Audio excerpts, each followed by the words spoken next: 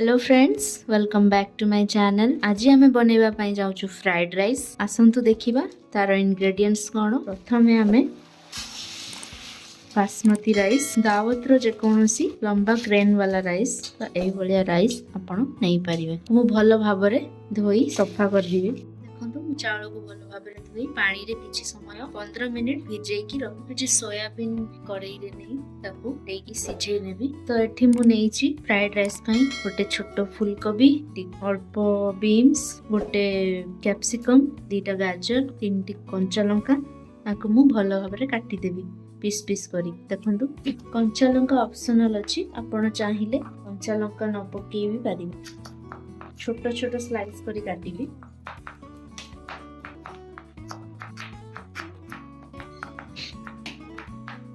Soybean सिझी गलानी, ताकू आमे भलो भाबरे चिपुडी ताटू पानी बाहर करलमा।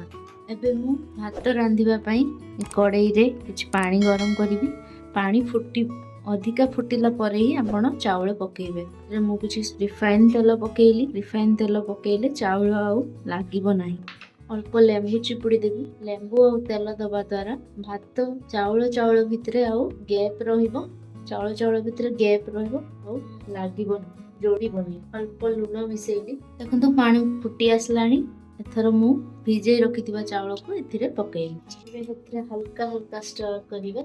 जेते बेले चावल 80% फुटी आसीथिबो सेते बेले हम चावल काढबो। चावल जे पर्यंत न फुटिची आमे एबे अदा पियाज रसुण काटी नबा। मु गोटे छोटो साइज रो पियाज नेइची, ताको फाइनली चॉप करबी। पियाज काटी नेली। एथर 2 की 3टी रसुण छोड़ी की काटी नेबी, ताको भी मु फाइनली चॉप कर नेबी।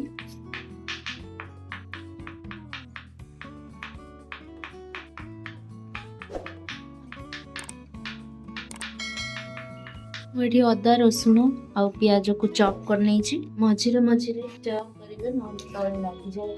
और चेक करिवे केते परसेंट फुटिलानी। देखंतु हमर चावल 90% सिझी गलानी। एबे हम ताको काढी नबा। काढी ठंडा पानी रे आगे भलो भाबरे धोई की किछि टाइम सुखेया पई छाडी दबा। एथरो हम फ्राइड राइस प्रस्तुत करिबा। गैस ऑन करी सेई कड़ाई रे हमें करिबा। मैं एबे अल्प रिफाइन तेल देबी। तापर गोटे चम्मच घी मिसेबी। काटी रखिथिबा सब इंग्रेडिएंट्स गोटे पर गोटे मु मिसेबी। आगे ग्रीन चिली मिसेबी।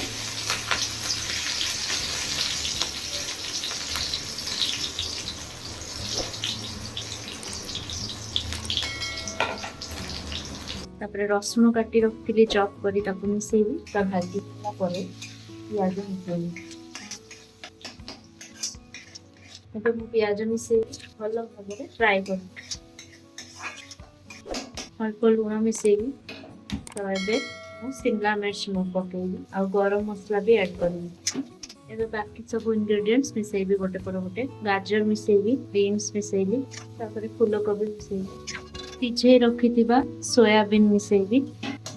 स्वाद अनुसार लूण मिसेबी। देखंतु सब इंग्रेडिएंट्स सब भाजी आसलानी। एथर हमें अल्प रेड चिली सॉस पकेइबा। एटा ऑप्शनल अछि, आपण चाहिले पकेइ परिबे, नहले स्किप कर देबे। रेड चिली सॉस पकेले भलो स्वादिया हुए। मतलब अल्प रेड चिली सॉस पकेइबी। चावल भी सुखी आसलानी।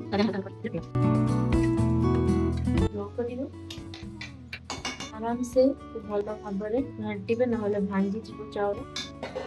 आपण चाहिले डार्क सोया सॉस भी पकेइ परिबे, किंतु मु एठी पकाउ नाही। मु हल्का हल्का आराम से ताको स्टीर करूची। आपण फ्राइड राइस रेडी हो गलानी। केते सुंदर देखा जाउची। खाइबा को बंते भलो लागिबो। एथरा आपण गैस आंच को बंद कर देबे। तो किछि समय आपको ढाकिया पई छाडी देबी।